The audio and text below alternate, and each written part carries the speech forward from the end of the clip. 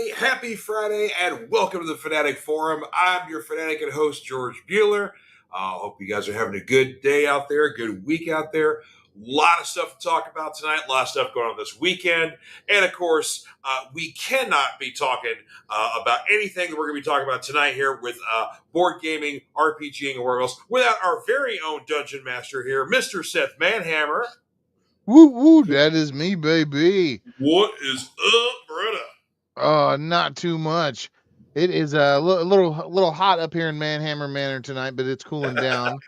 You know, we're getting some chill Friday night vibes going on. All right. On Feels the second floor studio here that I forgot to properly air condition before it was showtime. Yeah. That was my own fault, though, but yeah. Yeah, so, of course, as we're talking about, a lot of stuff going on this weekend here. Basically, of course, Superman, the big thing opening up this weekend. Any early reviews, non-spoiler, that you've heard or anything? I have heard some things that kind of concern me. I have heard some things. I'm okay. I have tickets for tomorrow morning at 10 a.m. So yeah, I'm gonna go see it. Okay. Yeah, so it's like, so if that tells you anything, I want it to be good. Obviously, I don't want to hate it. Mm-hmm. I just, there's just some things that, there's something that I'm not liking how it just presents in text. Okay. But it's like, I don't know if I want to say it or not. Yeah, I know. Don't spoil anything for those who, of course, haven't seen it yet. I'm not gonna say anything. Yeah. One of our friends of the Fanatic Forum, Bill Hood, who is a big Superman fan, he absolutely loved it. So yeah, so we'll see. When any further reviews on there. But Bill absolutely dug it. So now the second trailer did kind of win me over a little more. Mm-hmm. And so it's like I kind of dug that too. I also realized too, one of the things that kept pissing me off about the whole idea was that there was a subset of fans that are like, oh, finally somebody like James Gunn gets Superman, like Zack Snyder didn't. Zack Snyder had a very different take on Superman. But albeit a slightly darker one, but maybe we'll enjoy that one. But I get it. But it was just as valid of a take, and it's like I feel like it's like they can both coexist as different versions of Superman. Dean Cain though, screw a bunch of him. He's heard about him. Oh, it's woke. Yeah. Yeah. Okay. Cool. Yeah. Did you say that from the back of the unemployment line or what? There, Dean. I mean, come on. No one's hiring for anything, buddy. Oh no, he's getting hired, but he's getting hired for those like what are those like weird like ultra conservative streaming services? And like the hyper Christian straight to video stuff. So he's kind of turned into like Kevin Sorbo, basically. Yeah, pretty much. Yeah. That's disappointing. All right. Well, hey, we got a couple of friends in here already. Mr. Bradley, good to see you. What up, brother? How you doing? Good to see you, man. Of course, wrestling-wise, dude, there's a lot going on this weekend. Yeah. We were just talking about this at the top of the show here before the show started here. So tonight, NXT and Ring of Honor have shows. Yep. Yeah, and then, of course, SmackDown as well. And then you've got tomorrow, AEW's All In from Texas Stadium. And then later on that night, WWE has got Saturday night's main event. And then Sunday is WWE Evolution with the all-female pay-per-view for the, basically, of course, they're combining all rosters. So it's, SmackDown, Raw, and NXT for that one. But again, it is a chock full of this has more wrestling events, I think, than WrestleMania weekend. I know, right? It's weird, Yeah, it's like WrestleMania in July. Yeah, it's almost like that's what they should call it. And for real, it's like people are knocking the women's pay-per-view though, but don't miss it because those women are going to put on a hell of a show. just to make sure that you pay attention, because the first show was a banger, really. Yeah, the original Evolution was a really good show. Yeah. Yeah, it was just a victim of poor timing and a bunch of other there's a lot of factors that drug it down. It almost feels like some of this stuff is coming to play again, you know? Yeah. Yeah. Well, it's kind of weird because they, while they've been building up some storylines to it, I don't think they've been promoting this one as much either. And No, they really haven't. Yeah. And this has really got a lot of crossover potential because I mean, there's such a spike in popularity in a lot of women's sports. So like, why wouldn't you want to capitalize that on in the wrestling business too? Especially when you have a entirely female pay per view here. Yeah. I don't know. They don't ask me. Yeah. Yeah. Unfortunately, they don't. Yeah. On some things, probably for the best. Yeah, because I have some weird ass ideas sometimes. Like, did I ever tell you about my idea for a Superman television show that wouldn't have No. anything? Well, okay, so it wouldn't. It would be Clark Kent, and you would see him doing all of the Clark Kent shit, and but he'd be like the episode would be revolving around some kind of journalism plot, and like Superman might be in the background, but he's never an actively followed character or anything. And so it's like, yeah, I'm like, that would be like, I think you could do a lot with it, just that whole idea, like, of knowing who Clark Kent is, and the audience obviously knows, that Clark is Superman, right? Yeah, yeah. And it's like sometimes he might have to screw off for a little bit and come back later, or something like that. But Superman would never be the focus. Every plot would always be resolved by something that Clark Kent would do, and like using his skills as a journalist. So it's almost kind of like doing like a Gotham, oh god, what was it? The Gotham Central, or of course, like or the TV show. Something like that, where it's like more of a grounded kind of story, like and it's not that he couldn't use his powers, but it's like if in the situations that you would present him in, he couldn't use them in a day-to-day situation like all the time, right? Like, he's in his office, right? So it's like he can't just like, heat vision shit, at random.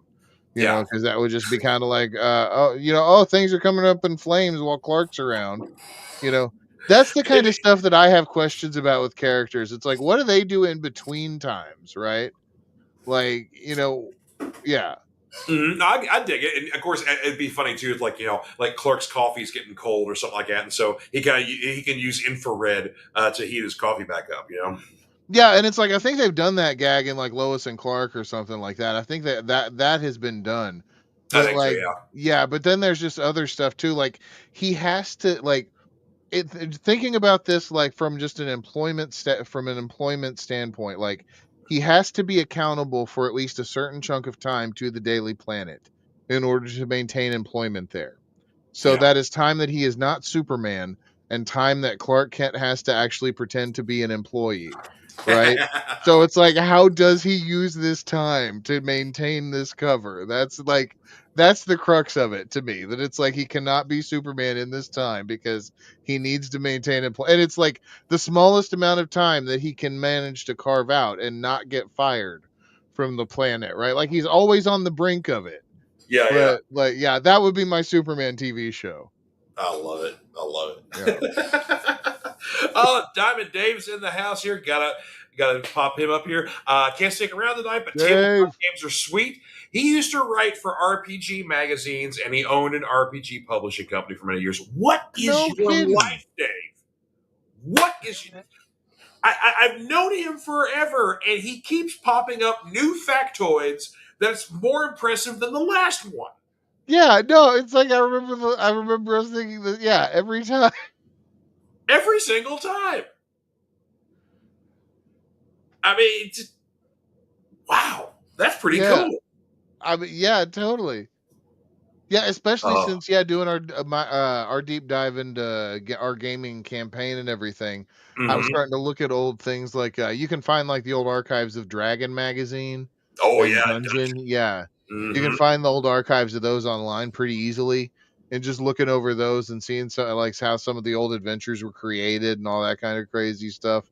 Like that was cool. And like just like sometimes they put editorials in them about like the philosophy of D&D and tabletop gaming, and we'll get into all that later. But yeah, it's like, yeah, I Oh, love that magazine stuff too. no. Oh, and Bradley said that he's at least the first half of RoboCop Rogue City right now. Oh, okay. So, Well, yeah, you are much further than I am because I think that I am still on the second level.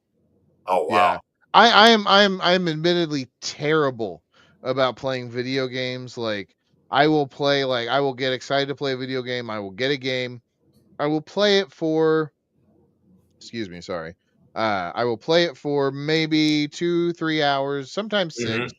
6. Then like get to a certain point, then stop playing it for an extended period of time, do this process multiple times until I come back to the first game and then finish it, possibly up to a year and a half later. And then, yeah. So it's like I am a terrible procrastinator with my video game playing. Well, I'm still making my way through the Gears series. I'm on 5 right now. So yeah, Oh, so nice. Yeah. yeah, so I just started that one a little while ago. I love it. Oh, V is in the What up, house. V? Greetings from the land down Too under. Yes, sir. sweet. Good to see you, brother. Crikey. Throw another Oh, shrimp on the bobby. yes. It said, Bradley says, did you know that Elric's first comic appearance / crossover was in Conan 14 and 15? I absolutely did because I have that issue over on my very important comic wall that I would turn and show off if I could move my camera right now, but I can't. But yeah. But you got to trust me, it's there. And you don't want me to get up and get it right now cuz we're live on camera. And you don't want to see what's going on the lower half of this. are So you not wearing pants? we are in comfort mode tonight, brother. Yeah. Yeah. Oh. But trust, but yes, Bradley, I have that issue of I have number 14. I bought that from Clobberin actually, Clobberin Yeah, Comics. I can verify that he does have that issue. Yes, I Yeah, was there when he purchased they it. had number 15. Was thinking about getting it, but that was another $40, and it was just Yeah, couldn't swing it at the time. But got number 14, got the one that I really wanted. So yeah. yeah, You got the first appearance just to get the second part of the first appearance. So there yeah, you yeah. go. Oh, here we go. In our opinion, who's better, Judge Dredd or RoboCop? Oh. Now, I have my answer for this. Oh man, you're gonna make me say it though. Yeah, You're gonna make me say. I'm going with Dredd. You see, I'm going with Dredd too Yeah, because not that I don't love RoboCop, I do. RoboCop is my dude. He's like, I mean, what's not to love about RoboCop? But Dredd's got some badass stories. Cursed Earth. Dredd's got the better mythology.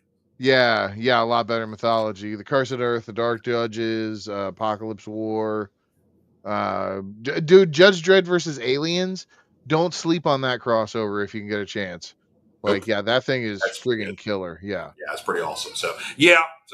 I mean, as if we're talking films, okay. So we had 2 Dredd films, 3 RoboCop movies, but 2 of the 3 RoboCop movies are garbage. Well, maybe 2 is a little bit okay, and then 3 is definitely garbage. And then with Judge Dredd, 1 movie's kind of garbage and 1 movie's okay. So really, we're kind of just dealing with one-on-one kind of movies here: the Carl Urban Judge Dredd and the original RoboCop. Because I'm not even going to talk about RoboCop the series. We're not going to. That doesn't exist in reality anymore. You mean you don't buy into the lore that RoboCop has some kind of nuclear foundry in his body that makes uranium coated bullets that fire from his gun and allow him to have infinite ammo? Let's put it this way: Highlander should have been 1 movie. There should have been no sequels. There should have been no TV series. RoboCop, again, should have stuck with 1 movie, folks. Yeah. Sometimes you don't need to expand on the mythology. Sometimes you just need to let a thing be a thing. Now, going back to Highlander though, I will defend the concept of a Highlander series so long as it was not connected to the original film though, like the series actually was. Okay. Because as a concept, it's great because it's like, yeah, you can follow Immortals around for a while, and it's like, of course, at the end of the series, that's when the prize happens, and they all have to fight and decapitate each other. That's a Highlander series. Bada boom, you're done. Okay. Sword fight, yeah, sword fight. However, but But no, yeah, him connecting it like, yeah, he was the last one. He won. Like, he won in the first movie, and then they got to retcon it all to hell Yeah, over and over and over again. Yeah, there should be no other ones or any. Yeah, it's just No. I bought the Renegade. I bought Highlander 2 and the Renegade cut on VHS. You know, both of those movies are terrible. But the Renegade is less terrible than the original one, but it proof you can polish a turd, but it is still a turd. Yeah, exactly. I was It's gonna just say it's like slightly. the Renegade cut is like it's like some caramel drizzle on top of the dog turd. That is Highlander 2, you know. Just because it removes references to the stupid planet doesn't Yeah, mean that it's a better movie. You no, know, I'm sorry, I love you, Michael Ironsides, but you can't save this. no, You know, no, it doesn't make any damn sense. It's stupid. yeah. Highlander 3, we could even kind of forgive that. That was a little bit better of a movie. Still Little. shouldn't have still shouldn't have been made as part of a Highlander franchise, but Now that was the one that had Mario Van Peebles as the bad guy, right? yeah, yeah. Okay, where like And I think it basically, was originally called The Sorcerer. yeah, because like he was the Highlander 3, The immortal that was Sorcerer. trapped. So like but here's the thing though: if he was an immortal and he was like trapped in a tomb and he missed the whole prize contest, like then that means Connor didn't get the prize because you missed one, I mean, right? there's all kinds of there's all kinds of weird ass rules that it's like if you think about it, like they don't make sense with it. Yeah. Because it's like they never really explain what happens if like two immortals fight on holy ground, other than kind of allude to Pompeii, and that's in the TV series.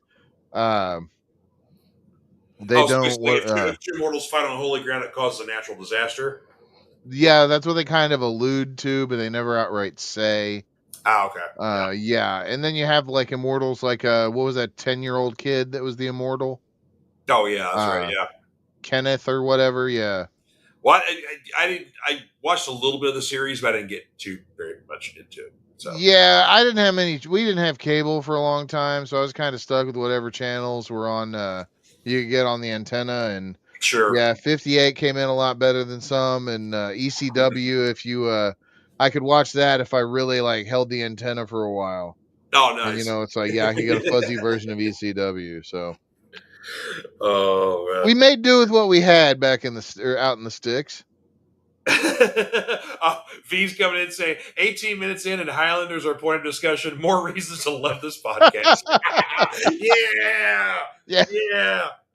unprompted Highlander roundup. Yeah. I know, right? Yeah. Oh my god. Oh, of course, one thing I definitely had to celebrate this week, the premiere of season 17 of It's Always Sunny in Philadelphia, and we got not one but 2 episodes on our season premiere.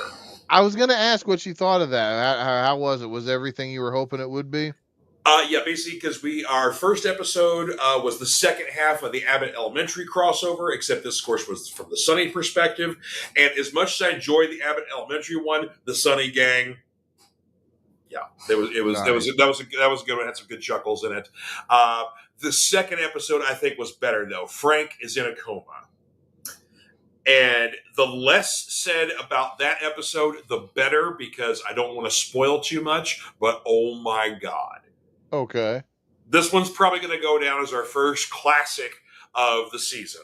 Like episodes we're going to be talking about later on. Like, oh, what's your favorite episodes of this? This is going to be one of those. Okay, and they're going to title it something totally different aside from Frank is in a coma. No, it's what it's called. Frank is in a coma. It's the name of the episode. Oh, okay. Well, good. No, Yeah. I was just thinking it was like, no, there was what was it, the D was in a coma one, or no, what was it? Shit. Well, you had that.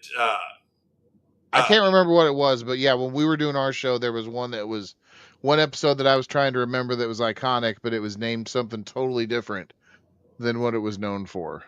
Well, that's kind of the thing too. There's a lot of those episodes where they're like the A plot, is what the name of the episode is titled for, but sometimes the B plot ends up taking, basically stealing the show, so to speak. Right, so, right. Yeah. But no, this one's the A plot all the way through steals the show. There's a lot of other stuff kind of going on the side, but it's like, Yeah, it delivers. But yeah, I think they've released like all the episode titles, but the season finale is going to be The Golden Bachelor Live, as in Frank is a contestant on The Golden Bachelor. Okay. Yes, he is the Golden Bachelor. They're going to present women for him in a reality show setting. I can't wait. That'll be very interesting. Yeah. Oh yeah. Especially too if they try to put off like some classy women on Frank, that ain't gonna work very well. No, not at all. All right. Well, before we get talking about our gaming stuff here, got a couple of comic reviews to talk about here.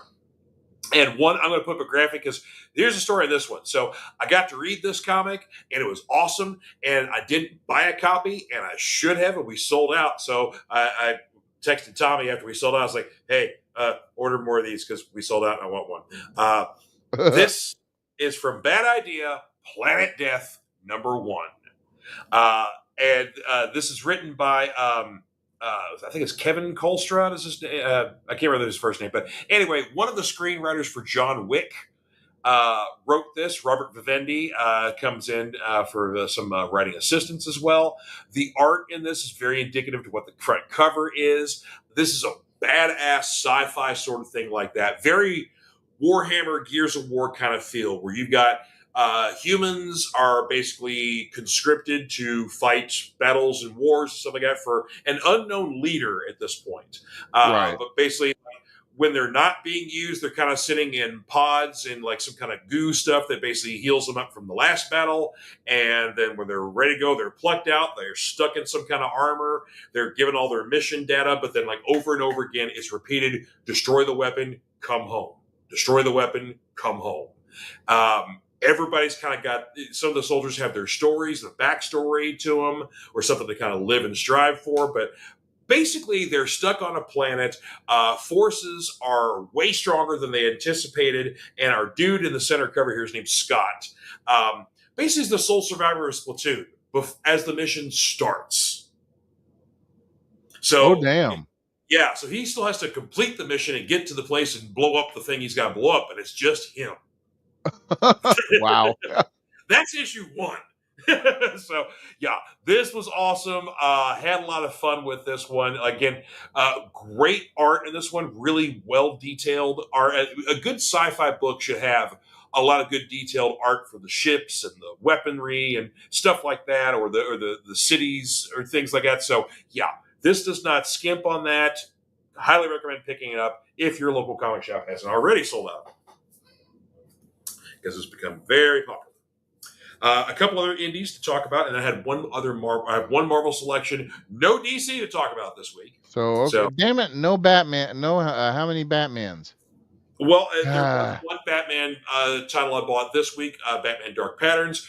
A good issue, but not significant enough to really bring it up here because, basically we're still kind of midway through the storyline. So, yeah. But from IDW, we've got Beneath the Trees Where Nobody Sees. This is the sequel series, Rite of Spring. So first issue of this one. This is basically, Patrick Horvath is the guy behind this one here. Basically, if you take like the Richard Scarry's Little People, the humanoid animals in clothes doing jobs and stuff like that, like people do, and mix that with Dexter. Because you got the bear person right here, she runs the local hardware store. She's basically a serial killer. But she's got rules where she doesn't kill in her own hometown. She goes out of town, kills people. Sometimes she brings them back to town to bury them, things like that, whatever else. Well, then, in the original series, there's a copycat killer who is killing people around town. And so she's like, I need to stop this guy before he exposes me for what I do. And so a few years later, removed, we get to the sequel series here. Things have kind of been going back to normal in the sleepy little town. But we have a new visitor here who's basically dredging up secrets from the past of maybe perhaps a previous victim who's actually someone is missing them. So, yeah. Okay. So, an interesting mystery to start things off. And then, of course, our serial killer is all too willing to help this person out. It's like, But yeah. Yeah, if he's a fan of that one, Beneath the Trees. Yeah, I tell you what, Teddy Bear Dexter. Bear Dexter. Yeah. I mean, there's duck people, there's pig people, there's but I mean, sometimes some of the people that our main character kills, they have it coming, so you don't feel too bad about it. There's only a couple people that got murdered, like, oh, they were nice, but yeah, Right. whatever. Yeah, most of the time they got it coming. Another indie to talk about this week here. I never in a million years thought I'd be picking up a book from this particular franchise, but I couldn't pass up on this one, and I'm glad I didn't. Jade's man, I saw a solicitation for that. I was wondering if it was any good. Kevin Smith is the writer on this one here. This is funnier than it has any right to be. This is probably some of Kevin's best writing in years, including some of his movies. It is 100% true to the View Askewniverse characters, because this takes place after Clerks 3. So, if you haven't seen Clerks 3, sorry for the spoiler, but Dante is no longer with us. So it's Randall. It's the little kid who was in Clerks 2 and then becomes the goth kid by Clerks 3. Oh crap! What's his Stewart name? or whatever, that guy. Yeah, that kid. Yeah, he's in there. Jane and Silent Bob, of course, are in here. So a lot of the View Askewniverse characters are in here. That's the great thing too. Is like this is a one shot. So it's just no other series. You don't have to buy anything else. Just buy the one book. But there are so many Easter eggs. Whether you are an Archie fan, whether you're a Kevin Smith fan, if you're both, you're going to pick up on both. A lot of fun, but very true to the characters. Like literally, like Randall doesn't want to work behind the counter anymore, so he wants to hire a new part timer. Archie shows up for a job interview. And Archie points out very quickly, like, gee, Mr. Randall, you sure do say a lot of swear words. Kind of stuff like that. So that's literally the kind of stuff we're in here. But of course, being around Jane, Silent Bob, and Randall, there is a little bit of corruption that does get into the Archie gang here. Right. But lots of fun hijinks. But Archie's had numerous crossovers over the years with like the Punisher, Kiss, Predator. Stuff like that. Ninja Turtles. This one is definitely an oddball. Y'all still got any more of them? Yeah, I guess you want. Thank you. You got it. Yep, we got you. Thank you. You got it. Bradley says, I saw that on Read Comics online. First, Archie meets the Punisher, then Predator. Yeah. Archie's met Kiss. He's met the Ninja. There's some other crossover, too. There's an oddball one. Because he's had 2 Punishers and I think 2 Predator. And he's definitely had 2 Punisher crossovers. There was 2 Punisher crossovers? I think so. Maybe it was just one, and I'm thinking maybe it was just 1 and 2 Predator crossovers, maybe. Yeah. I know Eminem and the Punisher had a crossover. They did, yes. Yeah. Yeah. And, good luck. Good luck finding that book. Woo! That's it. And when you find it, get ready to pay some money for it too. Yeah, that thing's expensive as shit because they didn't make very many of them at all. Well, there's that, and there was a Spider-Man variant cover for one of his books about maybe 5-6 years ago, and it's basically he and Eminem are having a rap battle on the front cover. And so that one is another highly sought after Eminem cover. We had that one graded in the shop at one point, but someone bought it. But yeah, that's like graded at like a 9.8. That's like a $700 book. Oh, damn. Mm-hmm. Yeah. It is a big book here. So, hey, Mr. Martin is in the house. What up? Yep. We haven't even got the discussion yet. We're on the last comic review here, and then we will get to the topic du jour here. But got to talk about this one. Was a hell of a lot of fun. Predator, Black, White, and Blood. Part of the Black, White, and Red series here, where it's an anthology series involving whatever character is in here, but the rules are the art colors have to be black, white, and red, or in this case, much like the alien black, white, and red, you can also allow green because that's what their blood type looks like is green. Humans are red, but predators and aliens are all green. So nice. It makes great usage of the color scheme. There's a couple of stories because there's 3 stories in this first issue here, but yeah, it makes really good usage of the color rules in here while making very interesting palettes. Our first First story I didn't really care for too much. It kind of droned on a little bit. It kind of didn't get. It needed to get to the point a little bit. Second, third stories though were killer. Second story is basically, what if the Arthurian legend had some basis in Predator, or shall I say the Yachtja mythology? Ooh. Like basically, like maybe some of the Arthurian knights came across a Yachtja, faced him, fought him, won, and one of his weapons was basically forged into Excalibur. Maybe. Okay. Uh, Okay. and then the third story is hilarious. What if you've got a big old gun show, big old convention, a whole bunch of people that love guns, love buying guns, whatever. What if a predator showed up to one of those? I mean, all these people are perfectly armed. Why? And there's a bunch of weapons. Why wouldn't he show up there and expect a hunting ground? So okay, so he's there specifically to hunt. He's not there to buy, sell, or trade. Okay. Okay. Yeah. He's in a place, there's a bunch of people, and they are all armed. Let's get them, boys. Now I can see that movie poster that's like a gun show poster that's like got buy, sell, trade, and then like you'd have like pictures of the guns, or like the Second Amendment, or whatever, like whatever people that go to gun shows do. Yeah. And yeah, but then like you have like those, like the buy, sell, trade slashed out, and then hunt is just written with the Predator behind it. Yeah. Yeah. Yeah. So, yeah, the third story is hilarious. Oh, and of course, I'll show you your haul here this week, because this is the Robert Hammer triple threat there. So there's your Salt Cane number 4 there. Okay, so that concludes that one. All right. Yep, sure does. New issue of Conan there, the Dan Panosian A cover. Okay. Okay. Lovely, lovely. Yeah. And then we get a new Savage Sword of Conan. So I got you both covers for that one. First off, this is the B cover there. That's the Alex Horley cover. Very lovely. Ooh. Yeah, I like that. But the A cover. What we got? Neil friggin' Adams. Oh, shit. Never knew Neil Adams did a Conan. No. Did Conan art, but apparently he did. Whoa. Yeah, so that's your A cover there, brother. Yeah, that's gonna be the one. Yeah. Yeah. Matt's getting the Alex Worley cover, right? Yeah. Hey man, that's the benefit of having the hookup that gets them, is like I get to pick my preferred cover, Yeah. Yes, sir. Have you heard anything about the second issue of Heavy Metal? No, not yet.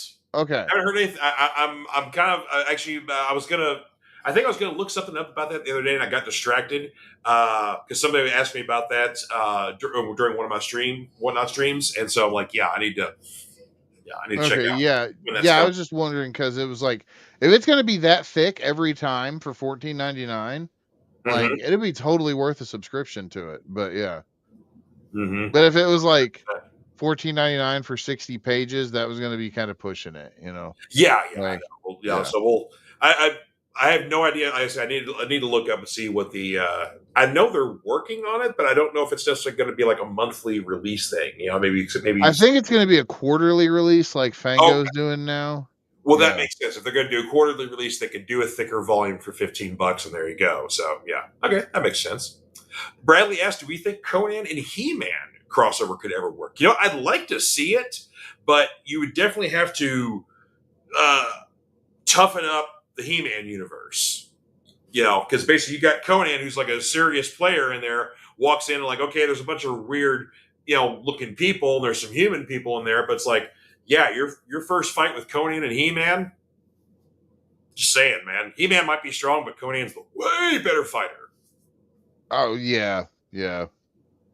Now, do you believe in the whole idea? I've heard both ways that it's true and not true. That the Masters of the Universe action figure line was originally going to be a Conan line. Yes. Okay. Yep. That basically,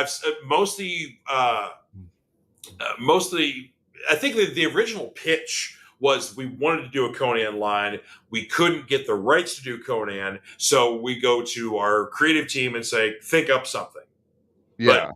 but we wanted to do Conan, so kind of do a little something like Conan, but it can't be Conan. Yeah, see, that's kind of like the feeling that I get. It's like I don't think that they ever actually I don't think that He-Man is a repainted Conan No, figure.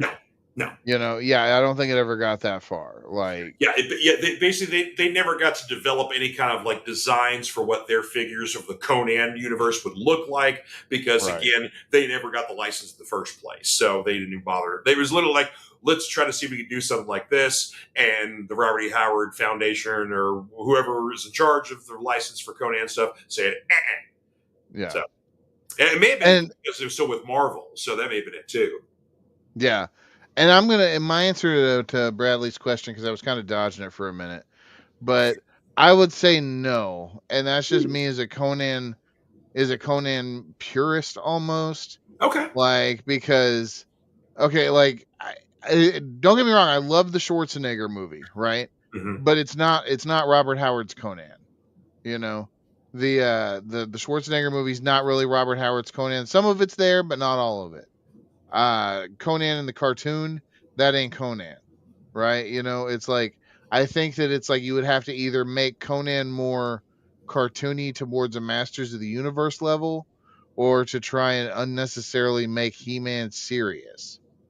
And Well, it all kind of depends. Like Conan the Adventurer cartoon, that was Conan. I mean, it was toned down a little bit, like they couldn't like chop people's heads off, but that was basically Conan. But then you also had Conan and the Young Lions, which was the second cartoon they did after Conan the Adventurer. That's the one where he had a bunch of the little kids, and that was when he was toned down and kind of stupid. yeah. But Conan, No, see, I just don't remember. Like, I remember being really disappointed with Conan the Adventurer because no, it's like, yeah, the whole thing he was chasing after Star Metal, yeah, and he never gave a damn about the sword. Like in any of the original stuff, the sword, like his sword, he kept dropping swords and selling swords whenever he wanted to go get drunk. It's like that sword would have been long gone, and it would have been it would have been halfway, 7 continents over. yeah, that's a good point. Yeah. But Yeah. Oh, and back to hang on, go back. Back to our Master Universe discussion here. Basically, true and confirmed about the Master Universe. The Lords of Power figure was the first concept, and yes, Conan basically did. That's true. Yes, I think oh, that okay, they're right.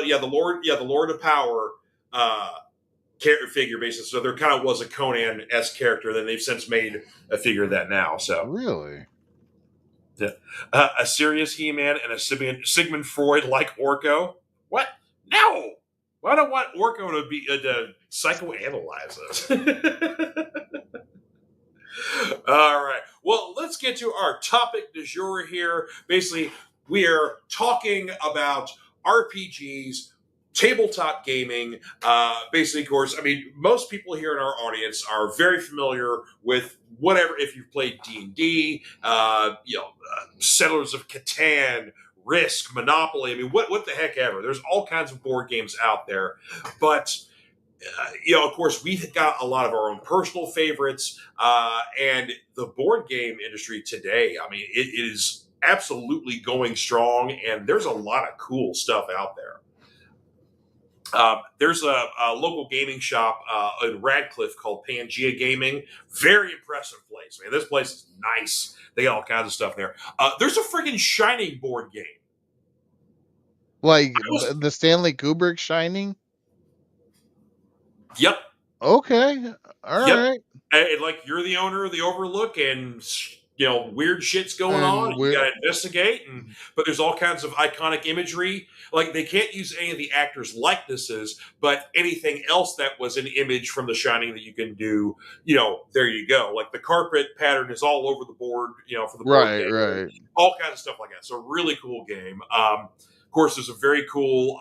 It started off as a Kickstarter and got made into a real thing twice with 2 different Carpenter films. The Thing, where you got a board, and you got figures, and you got to figure out who's the alien and sort of stuff like that. Like the person who is the alien knows they're the alien, but you're basically supposed to kind of like hide it and Yeah. take out other players and all that kind of jazz. By being sneaky about it. And then the other one that just came out a couple years ago. There's a game for They Live. Ooh. And the cool thing about it is you get a pair of sunglasses, and when you get the opportunity in the game to put the sunglasses on, the cards change. Like you got cards that you have different actions and stuff like Yeah. that. And when they have the glasses on, the message on the cards change. Oh shit, that's a brilliant idea. Oh Mm-hmm. man, that is awesome. Yeah, I mean the best way possible. You could have done a They Live game, and they did it. So Yeah, like, that is oh. that is so freaking cool. Yeah, I know. It's like I kind of need both of those games. So Yeah, yeah, absolutely. Yeah, we need to talk the fellas into playing those. yeah, and of course, before we get into our topic here, you introduced us to a game recently here. We got to Yes. play for the first time last weekend called Black Sword Hack. We got to talk about this experience because, man, folks, did we have ourselves a good time? Let me tell you what. Yeah, oh man, it went delightfully off the rails about 30 seconds into the whole idea. Pretty You much. know? Yeah, cuz it was it was so much fun to sit there and because well, number one, we had a player, we had Eric who had never played a game, Yeah. like this. He had kind of seen like depictions of D&D, but Mm-hmm. never the actual game being played, so he's kind of nervous. And especially once we started talking in technical terms of character creation, Yeah. because I don't get too heavy into like character depth and rules and like racial modifiers and all that stuff. Like I Right. just Yeah. want to roll some dice and tell some stories. And it's Exactly. like we'll get more into that. We'll get more into that later. But yeah, trying to explain to Eric while he's got the manual in front of him, and it's just like, yeah, he's like, I don't know what to do, and yeah, it's but But I said, but once once the characters are all created, we started playing the story. My God, he got in real quick. yeah, like a fish to water. Mm-hmm. It Yeah, was amazing. we were so proud. We were so Yeah. proud.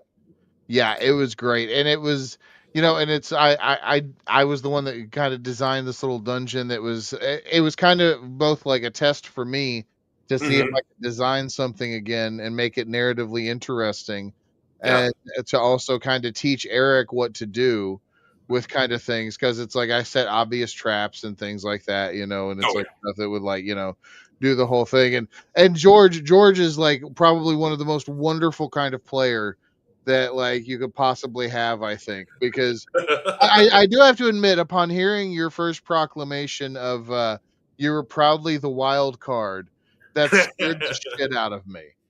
But yeah, but no, it's in a very good like, oh okay, thank you kind of way, Yeah. because one of my first DMing experiences. One of my first serious DMing experiences, I played with one of my really good friends, Mm-hmm. and his whole gameplay method was not necessarily to play the game, but it was to screw with me. So See that? That's yeah. yeah, and it was like any decision that I was trying to like tell a story with or like make a clue something, to clue someone in or do something, he'd want to do something completely absurd and off the wall that would just derail everything. So Yeah. See, I like throwing a wrench in the works from time to time, doing weird things or whatever else, or kind of triggering events that I know are coming. But it's like, come on, this is gonna be fun. Let's trigger this thing here. But I don't want to disrupt or destroy the game because I'm yeah. enjoying it just as much as I am. But I still have to be true to my character because basically I had no plans for what my character was going to be. I wanted to let the dice, basically see what fate rolled for me. And so basically I rolled my character. And of course, with this one, it's kind of interesting because when you're rolling your character in Black Sword Hack, you kind of give like a little bit of a background to your character too. So basically my character was born on this beautiful tropical isle just as it was about to sink. So basically, what I was found, I was sold into slavery, and basically kind of like very much like Conan, where I was like thrown into like a pit fighter, but then later upgraded to bodyguards. I'm like, I'm Mac. So yeah, so I very quickly took to the stupid pit fighting bodyguard sort of thing like that. Even with a couple of motions like, okay, I'm going to charge this wall here, and so stride, execute. Yeah, you smashed through and caused damage to your own party. And Well, they were in the way. Yeah, I know, but well, but that's one thing actually we should touch on too with what Black Sword Hack actually is, right? Yes, please. Yeah, So, please. so what it's a rule, what's known as a rules light OSR system. Mm-hmm. OSR standing for Old School Revival, going back to the original idea, the quote unquote original idea of what D&D was. Mm-hmm. Excuse me, a lot of soda. Um, and that is like, a kind of a gaming group that you get together with frequently, and corroborate on these stories, and like more smaller sword and sorcery kind of stories that like one adventure a session kind of deal, that interlocked in a world that was constantly changing. Mm-hmm. And then it's like you would get together, and then like there would be real time passing, and like it was like his original version of it was actually very technical with the timekeeping.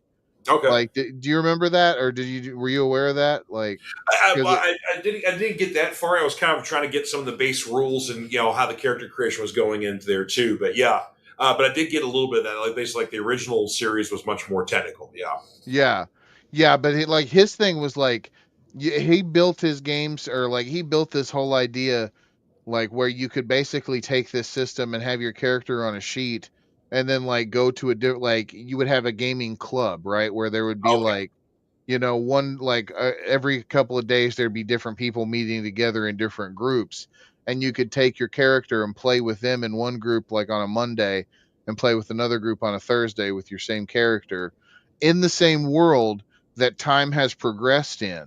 So it's Wow. like, yeah, so it's like in theory, like someone like your group on Thursday could be hunting for treasure and get to the end of the cave, but then find out, oh shit, a group on Monday took it out, and didn't tell, like, yeah, that kind of stuff. So it was kind of its own weird living world. And that Wow. was That's like, kind of yeah, cool. that was OG Dungeons and Dragons Mm-hmm. before it all kind of like started to change like that. That's wild to me. But yeah, Black Sword Hack is more of like, it's not necessarily that kind of scale, but Right. it's like, I mean, we have that scale in our minds for our world, obviously, but it's like it's more of a very rules light system, where it's like we roll to see if we attack, we roll if we have advantage, we roll for damage, we do initiative check or our initiative checks, we do our skill checks, things like that. But Okay. we don't worry about like distance to strike, and like it's like hex Wind patterns and speed. all. Yeah. Yeah, Yeah. wind speed, and it's like stuff like that. It's like that stuff, it's like it's too crunchy. It's like it's more fun when we can banter all together, Yeah. and Mm-hmm. and do things, because it's like part of the fun too is being the GM, is not even necessarily coming up with solutions to things. It's just Mm-hmm. like putting you all in situations and letting y'all figure something out, and me going, yeah, that actually sounds really cool, we'll go with that, and then just going from there. Mm-hmm. So part of that is just fun too, like coming up with situations. So yeah, that's the kind. Oh, and another thing too with old school D&D that the Black Sword Hack does is the churn of characters. What Yeah. George was talking about with like your role being kind of random as to what you are. You're not Yeah. supposed to get attached to your character really. Like you're just No. supposed to, yeah. And it's like if your character survives for a long time, it becomes more powerful, obviously, and starts to gain things, and becomes obviously a lot more powerful. But Yeah. ideally, it's like you're just churning through a character like nobody's business. Right. But you get to re-roll a character at the same level that you died at. So it's like if you got a level 6 character, then you're not losing anything. You just re-roll a level 6. And it's like, and that's the idea too behind the random rolls, is that you're trying a little bit of everything. And Exactly. you're Yeah. not even locked into certain things either. It's Very much. just, Very true. Yeah. yeah. Yeah, even though I got very, like I said, it just the bit of inspiration when I rolled my character. Like, okay, I know which way I'm going with this guy. Yeah. A couple of comments here. Brad says, I guess that George likes to play a barbarian or fighter, and Seth likes wizards. For me, yes, I do like me a good barbarian or fighter, but I always have to add a quirk in there. Like the last character when I was playing D&D on the regular with my some other buddies, I had a character that was a barbarian named Arg, and he had a basically a thing for baked goods. So if like somebody made like some good berry muffins, and like you walk to a tavern and it basically would smell them or see them, I would go into a rage until I was consuming them. So whatever or whoever was in my way, God help you, because you're blocking the path to muffins. So yeah, that got us in a lot of trouble on a few occasions. But it was something myself and the DM had worked out, so he knew that would be a problem. But it became a very big point of comedy and also frustration during our game. It was kind of awesome though too, yeah, because you did use your blackened hand as a club. Well, Yeah. yeah, I mean, I touched some gold. It was cursed, and so my hand turned dead and black and whatever else. But then I realized it was still able to be used as a blunt instrument, and because I was a pit fighter and a bodyguard, my hand to hand combat was stronger than my armed combat. So I'm like, whack. Yeah, and then once I don't know what was worse was that we had another party member that did the same thing and touched the damn gold. I was motivated. I want to get paid, and Yeah, so was. no, one person I understood. The second person who watched what happened to you. That's the But one I'm amazed at. he was using a tissue. And so he thought the thin barrier of cloth was going to help him from the curse, and it didn't. No. But see, we're learning. We are learning. Yeah. But no, to answer Bradley's question too, I am hardly ever any kind of casting character. I am typically a barbarian, any Mm-hmm. kind of physical melee fighter. Yeah. Most often a barbarian. To the point where I have hindered my own play style in Elder Scrolls Online because I refuse to play casting styles. So that takes away like 76% of my offensive abilities in any given stand. Yeah. And so Yeah. it's ridiculous. But yeah, no, I just like kind of pretending to be a barbarian. Yeah. There was only one brief time I played a casting character, but I also made him a Buddhist monk. So he was a kung fu wizard, and I did more kung fu than I did wizardry. Yeah. Oh, yeah. Perfect example here too. The Dark Souls games. Oh The yeah, Soulsborne games. Yeah, played all of them, loved all of them. I haven't beat all of them, beat most of them, but have no idea how the magic system works. Have never casted a spell in any of those games.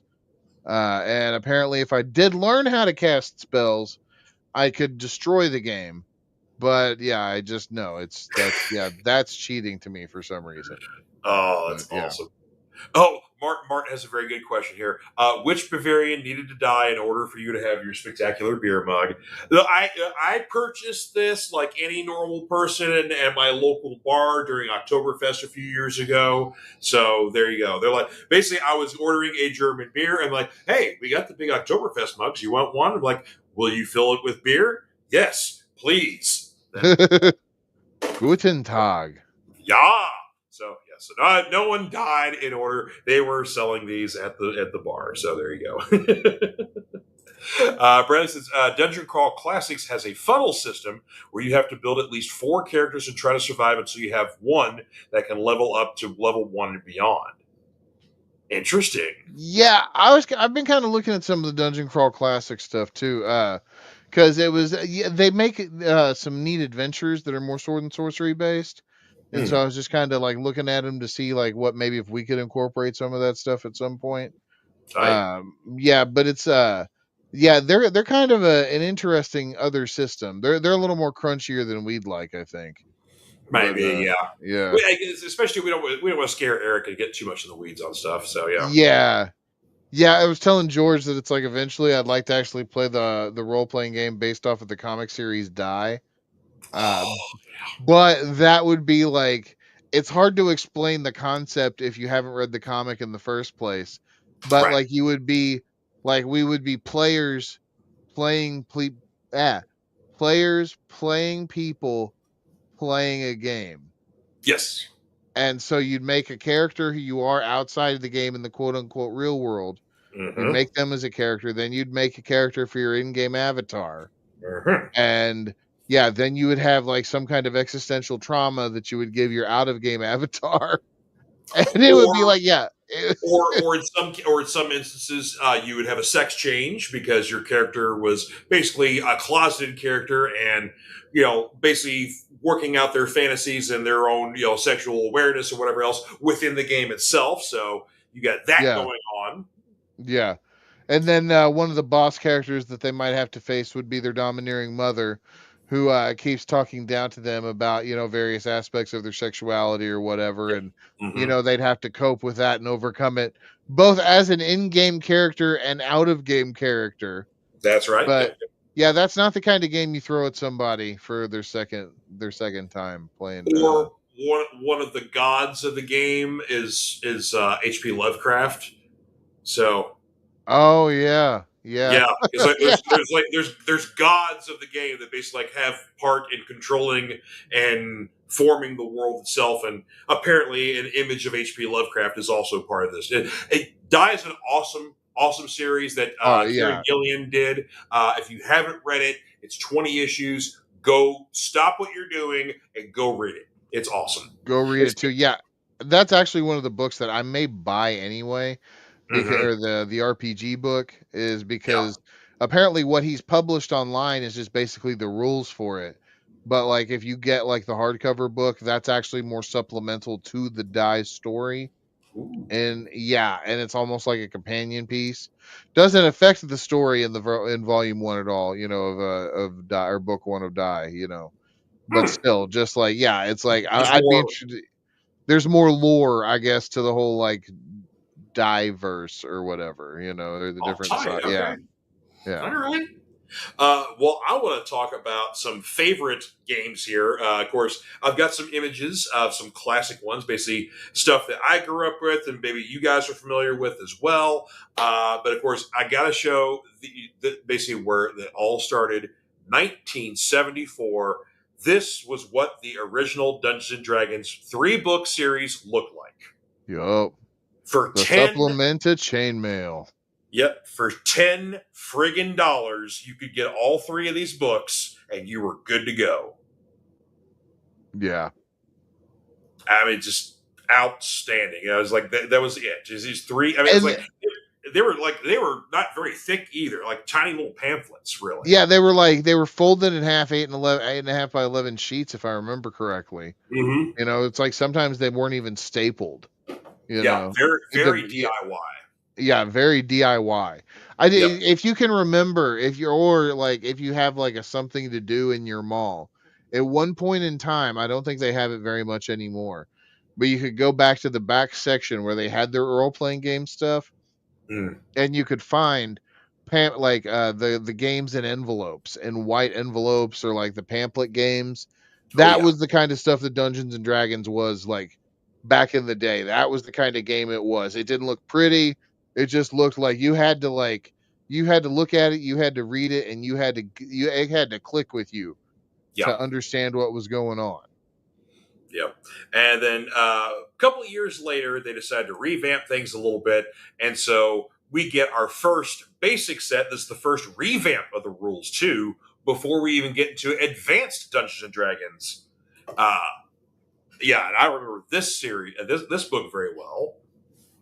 Yeah, Uh, it's go ahead, go ahead. Oh, no, I was going to say, yeah. And then, of course, when you had Advanced Dungeons and Dragons, I didn't get to grab the images for those, but basically you had your player's guide and your Dungeons Master's guide and hardcovers. And yeah, again, those are classic volumes there. Yeah, unfortunately, I never got to grow up with classic Dungeons and Dragons Oh, yeah. because, yeah, that was during the whole Dungeons and Dragons is satanic thing, Mm. and my family was not down with that. Now it was the whole idea of like role playing games. The role playing games themselves were fine. They Mm. just as long as they just weren't called Dungeons and Dragons. Sure, And yeah. yeah, but yeah, that because I mean it's the dorkiest thing in the world. We all know that it doesn't lead you to Satan, right? But it still carries that stigma to this day. But no, it's like if anything was marked Dungeons and Dragons, it would have gotten destroyed in my house. So I never Oh, yeah. got like Yeah, I never got to do that, but we got to play. I remember my freshman year of high school, us playing a homebrew version of Dungeons and Dragons in drafting class, all period every day, instead of doing our drafting homework. Uh, yeah, and that was fun. But yeah, it was just us with a sheet of notebook paper and some dice, and it's like the notebook paper was the map, and it's like that was we had a game. That's all you needed. That's all you needed. Yeah. That's it. Yeah. Uh, I know it's something that's kind of just I'm so glad to see the kind of this great revival of role playing and board games and stuff like that because kids need tactile things to do and then basically stretch the imagination, think a little bit, get creative, whatever else. That's what the game's all about. Yeah. So yeah, I'm so happy to see a revival of that. Now, one game I remember actually growing up with this more than the original D&D because I didn't get to D&D probably until like junior high. Uh-huh. But if you didn't care for the whole creating a character Dungeons and Dragons sort of thing, then in 1975 you had Dungeon, which this was a Oh. more traditional board game that literally was you were crawling around a dungeon, you picked a wizard, a fighter, an elf, or something like that. You were looking for treasure, you fought monsters, and that's about it. I mean, So it's just it was like analog gauntlet. really very much so, very Yeah. much so. But it's like, yeah, if you didn't want to deal with all the work of a Dungeons and Dragons game, then you played Dungeon. So That is fair. That is fair. yeah. And then flash forward a little bit into 1981, and this game has since been remade, so you can actually purchase this game today. 1981 from Milton Bradley, The Dark Tower. Oh yeah, I remember or seeing stuff about this online. Dude, this game was awesome. So basically your whole goal was to essentially conquer the tower, get the treasure that was in there, but you had to basically go through these different lands. So that's why you have the circular board there and the tower was in the Right. center of it, right? Well, the tower itself is an electronic game device, so it randomizes events when you're traveling around, or say like when you go to like the bazaar, the shops, like you could go and purchase things from the bazaars, or you could purchase armies and weaponry and things like that. And then, of Right, right. course, when you get to the tower, there's events that go on where you're fighting, goblins, you're fighting other monsters, and then God forbid you run across a dragon. If you run across a dragon, your ass is dead. But yeah, it was so cool because there was nothing like this out there. Where it's like this was like basically you could play Dungeons and Dragons and you didn't need the DM because the tower was the DM. Ooh, okay. Yeah, yeah. It basically could. You basically moved around the board, did your things, but it controlled when the turns happened, when random events would happen, all that kind of jazz. So Yeah. yeah, way ahead of its time. But yeah, since I'm not sure if it was Milton Bradley because I don't think they exist anymore. But there's another company that since remade Dark Tower in the modern day. So yeah, you can purchase that game today now. Yeah. So yeah, oh, so Now, cool. did you ever do any of like the game books like Lone Wolf or anything? I never did the game books. Somebody really tried to get me on the Greyhawk. Yeah. Man, if everything you loved about Dungeons and Dragons you want to make boring, try Greyhawk. Yeah, Damn. it's Yeah. like the highbrow D&D, and it's a lot of world building, but it's like stupid world building, and It's just I unnecessarily dense and shit. Oh yeah. man, yeah. Yeah, it's like if good old Dungeons and Dragons was too low brow for you, if you were better than that, like I said, the people that played Greyhawk, like there was a very short, small minority of people, the old gaming conventions and comic conventions, stuff like that. Like you'd see like all the D&D players or Warhammer guys or this and this, and there's like this one little table over the corner and three dudes over there playing Greyhawk. They were also usually probably the assholes of the group too. Probably, yeah. Wow. Yeah, so just like, yeah. Oh, here we go. Der Dunkel Term, The Dark Tower, was sold out an entire year in Germany, and his cousin got one for Christmas, of course. Oh, I never let you play with it. Aw. See, my grandfather got one because he liked board games and fantasy stuff like that. So he got it, and then I saw that he had it, and eventually it just became mine. So, yeah, Yeah. Yeah. I maybe probably just as a child just stole it from my grandfather. So maybe No, the reason I asked about the game books though is like the one thing that like I checked them out from the library a couple of times with the Lone Wolf books, and they're basically like choose your own adventures except more complex. And because Okay. you had like you had like an inventory system, and there was like you would have gold and like you could actually progress your character from book to book, and he gets stronger and everything. And it was pretty cool. I went through probably like 5 or 6 of them. I think there's like 20. But Okay. yeah, it's like it's they were really cool. It's like almost like a solo D&D experience. Mm. And there I know there's a different style that you can do with them too. Like there's some called fighting fantasy, which is Oh, like okay. yeah, it's like you make it's like the same principle. You make a character, but then like you roll dice and like you go to like tables in the book and you kind of like make your own game in your head as you go. Yeah. And it's like yeah, parts of it like it doesn't necessarily sound like necessarily always fun to me, Okay. but like but like yeah, because it's like making picking tables and everything doesn't sound like you know doesn't sound like what I want to do on a Saturday night. You know what I'm Yeah. saying? But Yeah. yeah, Yeah. but some people dig it, and if that's your thing, yeah. But the Lone Wolf books were right up my alley because they were very choose your own adventure. Oh, that's cool. Yeah, It's something I've actually come across when I do dollar shows. I completely forgot about this. So we came across them. Back in the day when TSR was still basically, still jumping, still pumping up, D&D and all that other, bunch of other games, they did comics that were also game modules. Basically, it worked as both. And they had like yeah, some of the fantasy games, some of their spy games, whatever else. But literally, it was a comic book, but it also acted as a game module. So you could you could read the story in there, that basically run a game off of it. yeah. And Damn, so that's cool. I found a bunch of those recently. Of course, they're all getting claimed because again, other fantasy people like I identify what they are, what they were used for, and like, oh, those are cool. I'll take those. So we don't Yeah. have any more around the shop because I keep finding them, people buying them.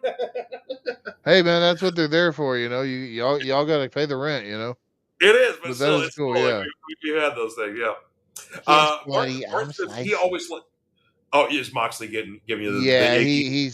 he's giving me the he's flopped up against me or give me the big brown eyes. Mm-hmm. Yeah. Dad, stop talking, Uncle George. And he says, yeah, it's time to go OUT and do stuff. Yeah.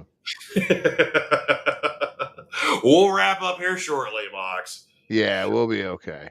Yeah. So Martin says that he always liked the solo adventures. The Dark Eye and D&D offer plenty of cool solo adventures. Yeah. Yeah. Now, one thing I want to talk about too, solo adventure wise, Yes. and I want to show off an image myself. Whoa, whoops, There that you was the are. wrong button. That was the wrong button. Yeah, hold on, where is it? Yeah, one of the PC classics in the D&D video game realm, Oh, Baldur's yeah. Gate 1 and 2, baby. Yeah. Mm-hmm. You know, Yes. not to slouch on 3 either, but we're talking back in the day here, you Yep. know. Cuz this was your D&D experience, you know, Mm-hmm. on a video game or in a video game form. Yep. PC, Yeah, mind you. No PC, yeah. console. Yeah. No console release on this one. Yeah, no, They're not until the enhanced editions on right. Xbox and PS4. Yeah. You're right. Yeah. Yeah. Now, great. You had the D&D. There's like I think 2 or 3 arcade games. They were basically kind of like Final Fight or whatnot, where you were just it was a side scrolling action sort of thing like that. Those were the D&D. But yeah, there's at least 2. I Yeah. think of those. And those never Those came with consoles either. well, they're on Xbox now. You can get them Oh as yeah, that's a right. Yeah. yeah, you Basically, can yeah. yeah, actually I have them. They're a lot of fun. They have like RPG elements to them. Oh Like you yeah, get they do. gold and upgrade and stuff like that and like yeah. They're a lot of fun, you know. They're worth checking out. I think you can get them on sale for like under $10 sometimes. Yeah, I can't remember So, which one. One of the 2 I've actually beaten because I beat it in the arcade. yeah. So yeah, because there's only 2 games in the arcade I actually beat because I was like at a birthday party, so I had like unlimited plays on stuff. So that's why I was able to beat the games. But Yeah. it was the first D&D arcade game, and then the Aliens game that was also like the side scroller. Oh Action. yeah, yeah. Yeah. What did we beat? We beat something at the Arcade Expo. Oh, what was Shit, that? Was it Alien? Did we do that again, or was it something else? I thought it was something else. I don't remember playing Alien in the Yeah. arcade expo. Was it the Punisher game? Yes, that's what it was. Yeah, Okay. Okay. Yeah. yeah, Yeah. Yeah. yeah. It was a Yeah. Punisher fighting game. Yep, that's what Okay. it was. Yeah. Yeah. We got to go. Yeah. It was really awesome to go to the Arcade Expo with yeah, because they had free play on everything and like Mm-hmm. so many different games that you could play, and everybody was trying to play like classic Street Fighter 2 and things like that. And so like the Punisher game, which I didn't even know existed up until that point, it was like, and George was like, "Yeah, come on, let's go." And then it's like it blew my mind that I was Nick Fury. Yeah. Yeah. Yeah, so, like yeah, if you're player 1, you're the Punisher. If you're player 2, Like, you're you're Nick. Fury. Like, Yeah. yeah, that was a game that was released only in Japan, and why it never came to the States, I don't know. But yeah, that was an awesome It game. was awesome. Yeah. Mhm. Yeah. See, Martin got a couple comments here. It says, what most gringos don't know is that in Germany, we have a whole role play universe and a ton of these books about Hitchcock 3 investigators. Interesting. Hitchcock's 3 investigators. Huh? Yeah. Huh. Hmm. Yeah. That's really No. cool. Okay. So They got the big role play universe. That was pretty cool, though. what I do know about Germany too, specifically, is that the Shadowrun community there is huge. Mm-hmm. And yeah, it's like I know Martin's super into that. Yep.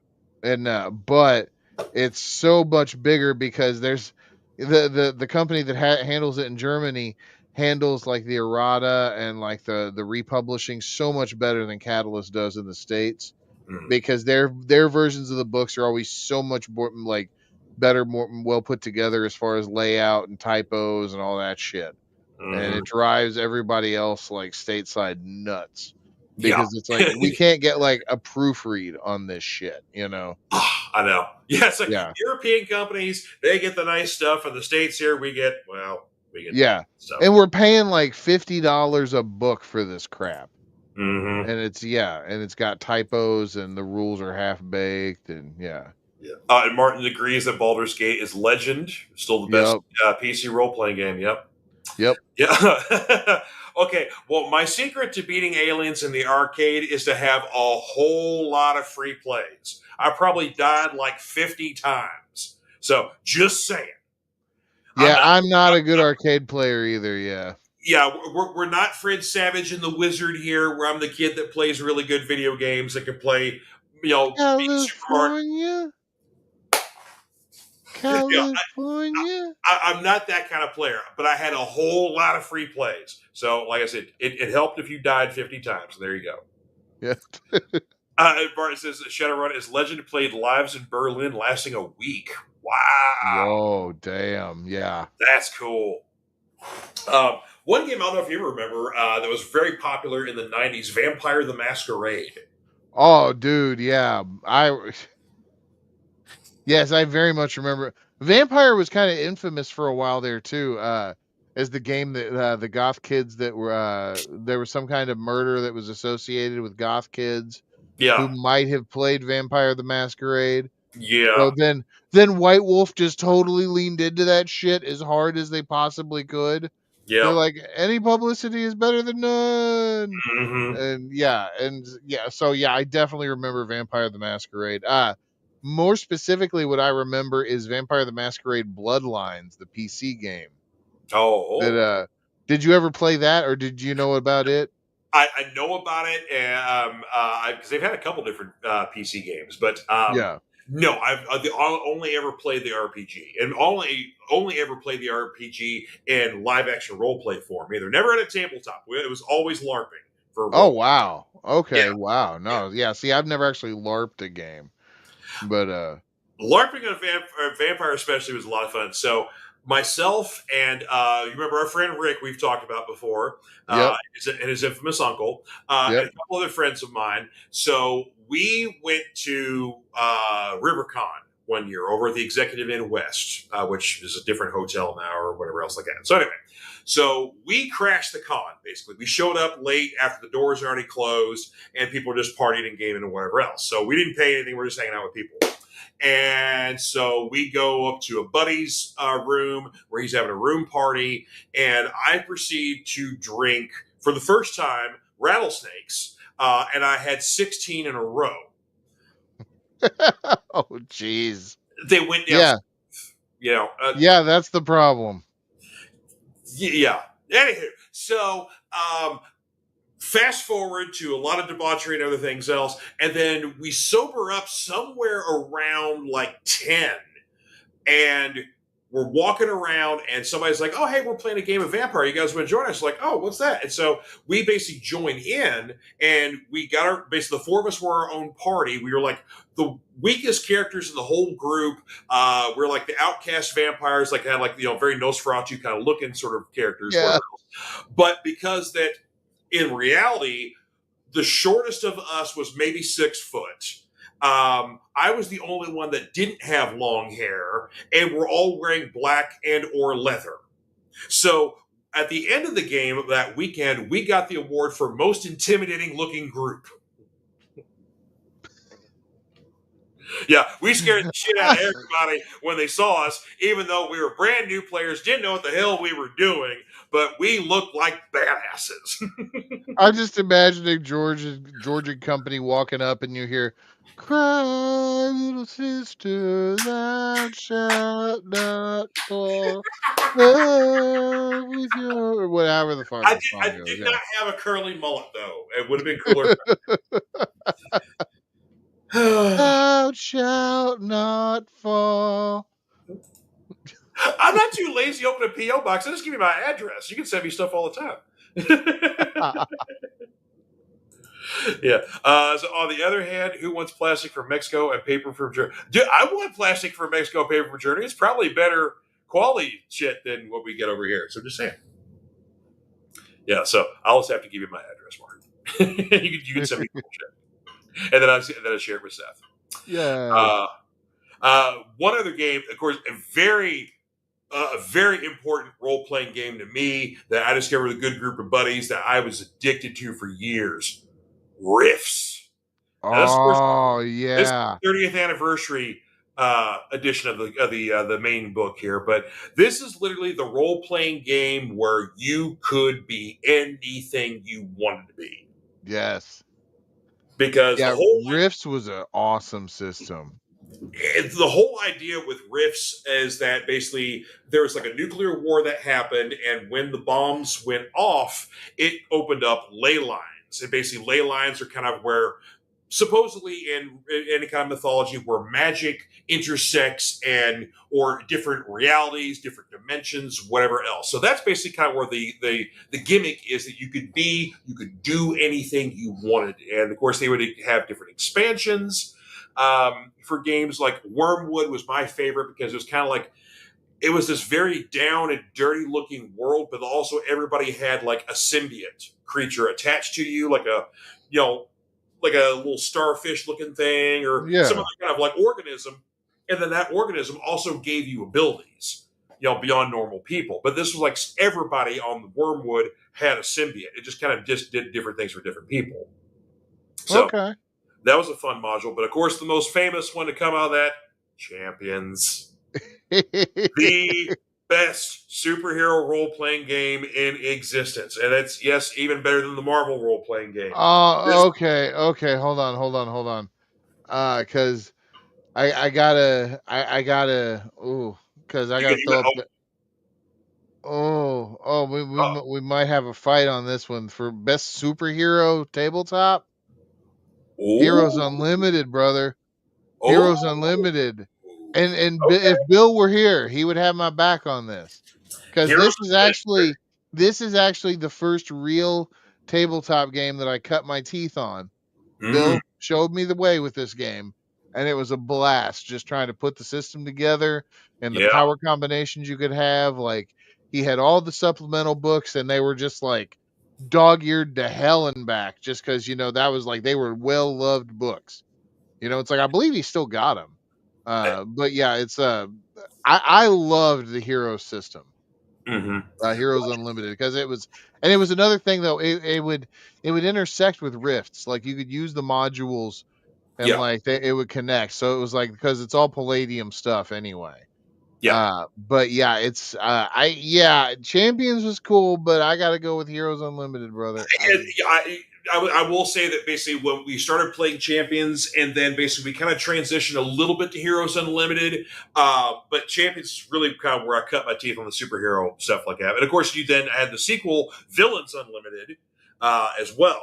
Um, and yeah, Yeah, the thing I appreciate, like Champions was a fun game, but Heroes and Villains Unlimited, like there was mythology and a storyline built into the game, and yeah. history within the world and stuff like that. So you were much like if you were actually within the Marvel or DC universe, you were playing within a very active and real world. Right, yeah, stuff was happening in there, and it was like, Yeah. heroes had already lived and died and kind of stuff like that. And Yep. it's very interesting. It's like I kind of dig that, and it's like that's one of the things I love about RPG worlds too, is Mm. because it's like all of this stuff is just suggestion anyway. Yeah. You can take it or leave it depending on however you want to craft your world specifically. Like however you want to make your table vibe to or whatever.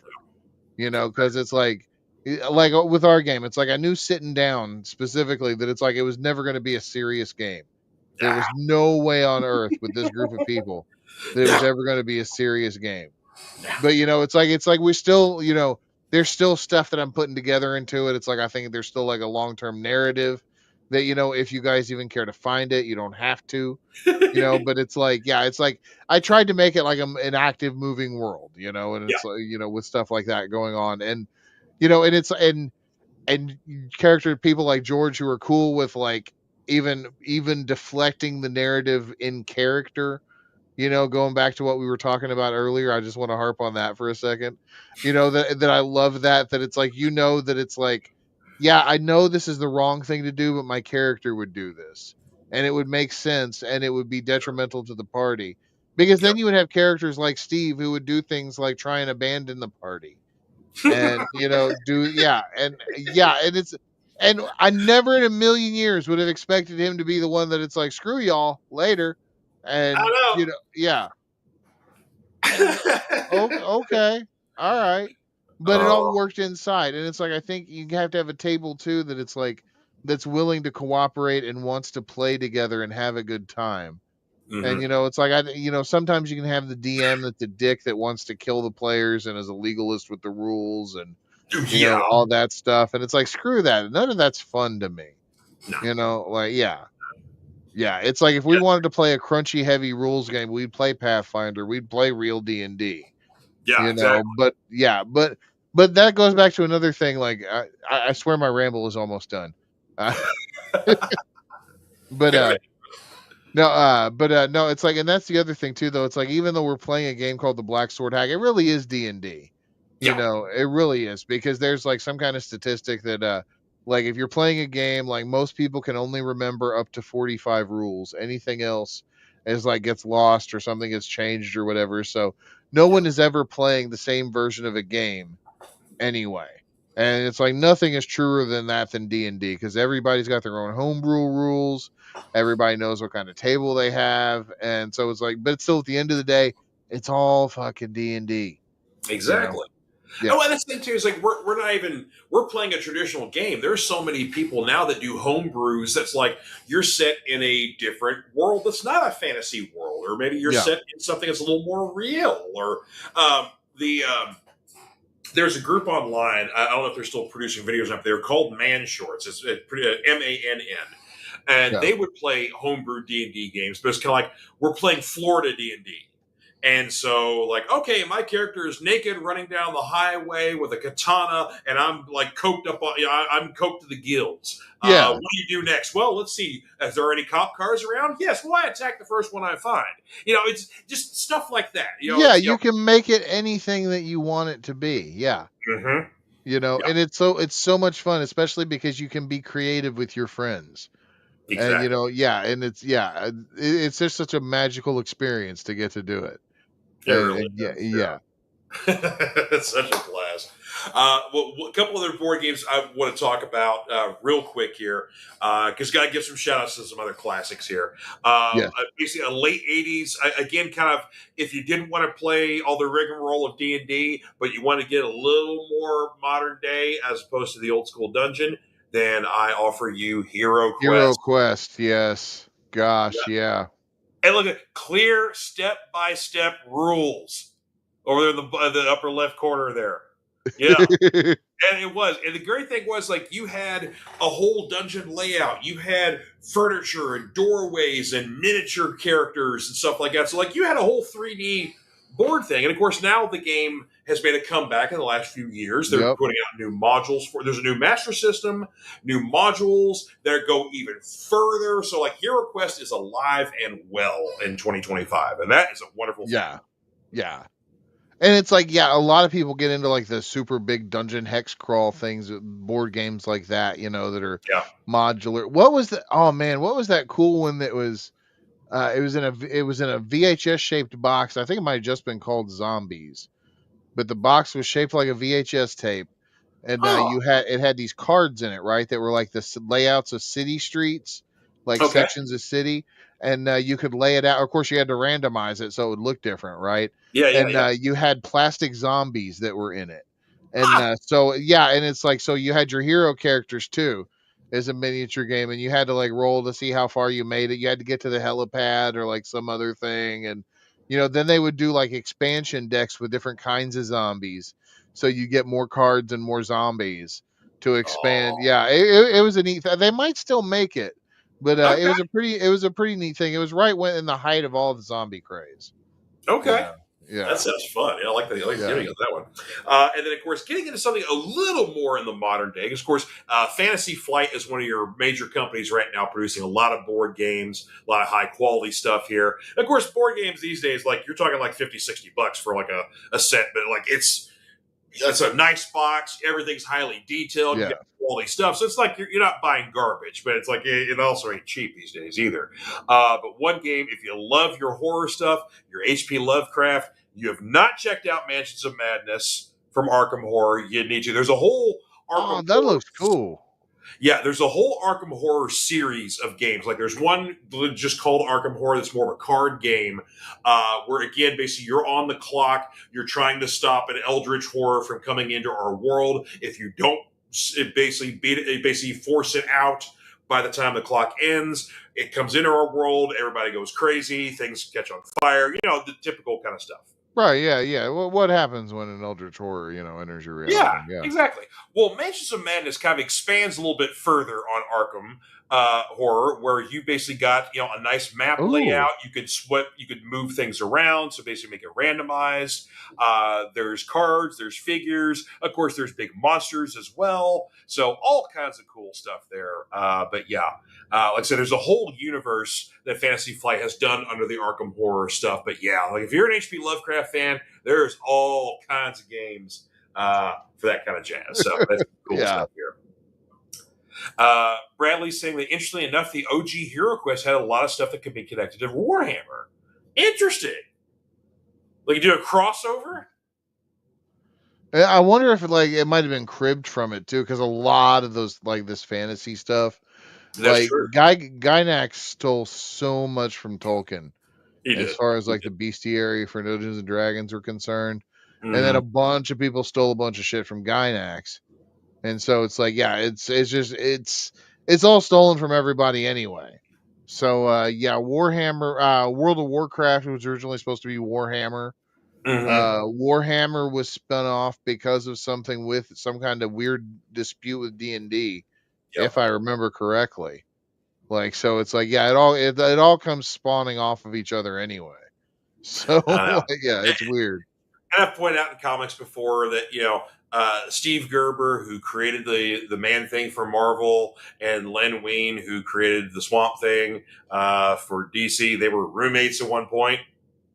So the two guys that created basically creating characters for two different comic companies that were basically almost the same thing. Swamp Thing talked, Man Thing set stuff on fire that was scared of him. That was basically about the difference between the two. Yeah, But yeah, those guys lived together. So it's like, come on, Yes, we borrow from the same creative pool sometimes. Yes, yeah, absolutely.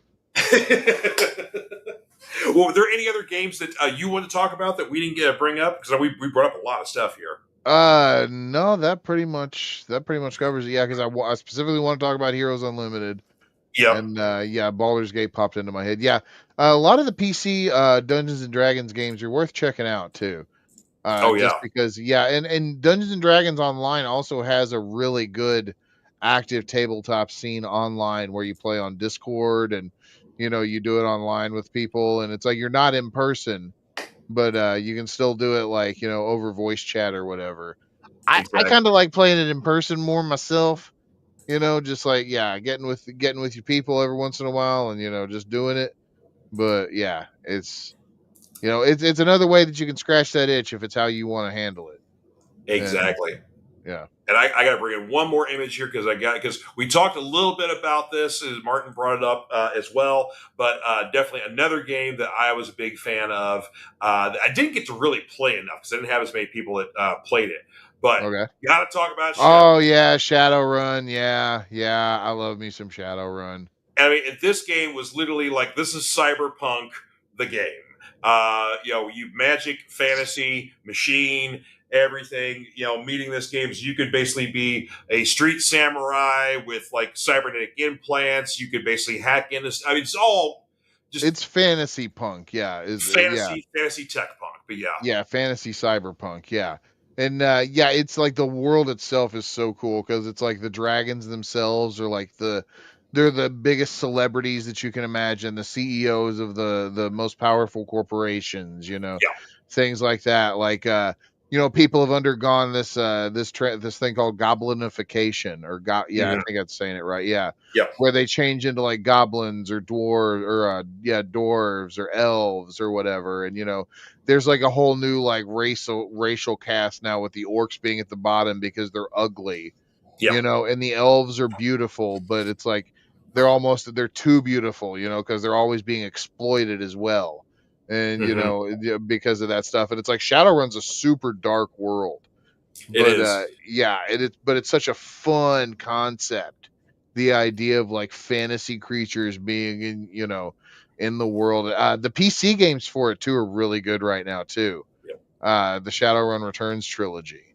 And yeah, if you get a chance to play them, they're super good RPGs set in the Shadowrun universe. Interesting. Yes, Martin buddy. Martin brings up the Star Trek RPG is actually good. I've heard that. Yeah. Okay. And then, Yeah. or the '80s RoboCop system. I didn't realize they Huh. did a RoboCop role playing game. Yeah. See, Yeah. here's the thing though with a lot of those licensed game systems too. Like you have to be careful coming from the same company because they a lot of times they will just reuse the same system and just rename shit. Yeah. So And you're yeah, basically playing the same game over and over and over again. Yeah. yeah. Like I know at one point, like whoever had the Ghostbusters game and the Indiana Jones game in the '80s, Yep. they were both the same game systems. Yep. It was just like, yeah, they just renamed things, Hmm. and yeah, it was, yeah, Yeah. That people was thought, that was TSR. oh, that was TSR. Oh wow, Hmm. Yep. That was TSR. Yep. oh Yeah. wow, 'Cause they had the Indiana Jones game. Yep. yeah, Yeah. Because well wow. they had the Indiana Jones game and then. I guess they lost the license to it. They had it for a little bit, and so they came out with another game called like City of Gold or something like that. And so it was like basically, yeah, Ah, okay, they had that one there. Yeah. So, wow.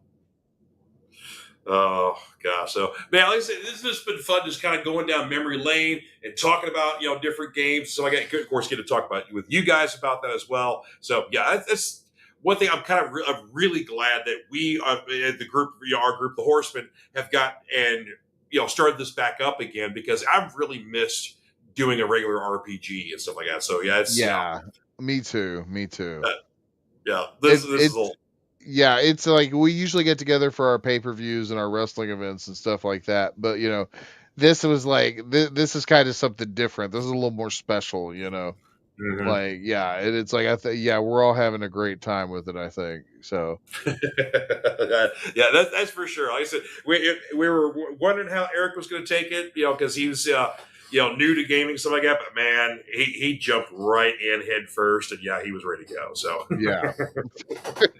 Oh man, man, this has been a good episode here. So thank you guys for tuning in here. V, Martin, Bradley, Diamond Dave, good to see you guys in here. Yes. And of course, got to like and share the Fanatic Forum. Share it with your friends. Share it with your family. Share it with people you don't even know. Just stop somebody on the street and say, "Hey, listen to this crap." Stick a wireless headphone in their ear and just run away. Yeah. Yeah. Whatever way you got to work it. Anything you can do. Yeah. Just short of physical assault. Don't do that. Yeah. Don't hurt anybody, but do make them listen. But here you go. Yeah. I hope you guys have a good, safe weekend out there. Go see Superman. Go watch a whole lot of wrestling because that's what we're going to do tomorrow. I'm skipping work and I'm going over to Seth's house to watch wrestling. So there you go. Yep. And I'm going to go see Superman at 10:10 tomorrow morning. I will be. Like I said, we're probably going to see it Sunday, but yeah, I'm definitely going to be interested to see what you think about it, especially with how they treat your boy Guy. Yeah, I'll have a full review next week. All right, I will be anxious to hear it. So, everybody, you all have yourselves a wonderful weekend. Thank you guys for tuning in, and we're going to end here, of course, with a word from our friends at Comic Books for Kids. You all have a good one out there. TTFN. Bye-bye. My name is Mark Weiss, and I am the founder and president of an organization called Comic Books for Kids. 6 years ago this month, we embarked on a journey of passion and heart. Our goal was to make a difference for children in hospitals and cancer centers. Little could we have ever imagined the response we have now. Starting with just hopes and dreams, we had no money for our mission. We had no product to give to the hospitals, and we had only called a couple hospitals and asked them, if we were to provide you with comic books, would you be interested? And they said yes. So we embarked on a 1-year journey to make a difference for these kids.